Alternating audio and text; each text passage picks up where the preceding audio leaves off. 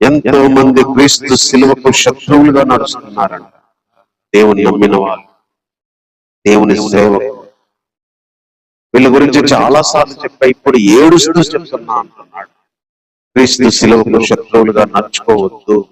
క్రీస్తు శిలువకు శత్రువుగా నడుచుకునే వాళ్ళందరూ కడుపును ప్రేమించి, భూ సంబంధమైన వాటిని ప్రేమించి, సిగ్గుపడాల్సిన లోక సంబంధమైన విషయాల్లో అతిశయపడతారని చెప్పి పౌలు గారు చెప్తున్నారు.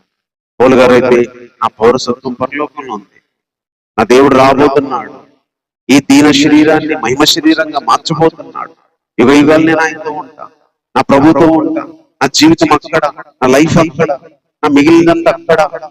అదే నా అతిశయం, అదే నా ఆనందం. రేపు ప్రభు దగ్గర మీరే నా అతిశయం, నా కిరీటం అన్నాడు. ఇలాంటి వ్యక్తి సిలువకు మిత్రులుగా నడుచుకునేవాడు, సిలువను ప్రేమించి నడుచుకునేవాడు, సిలువకు తగినట్టుగా నడుచుకునేవాడు.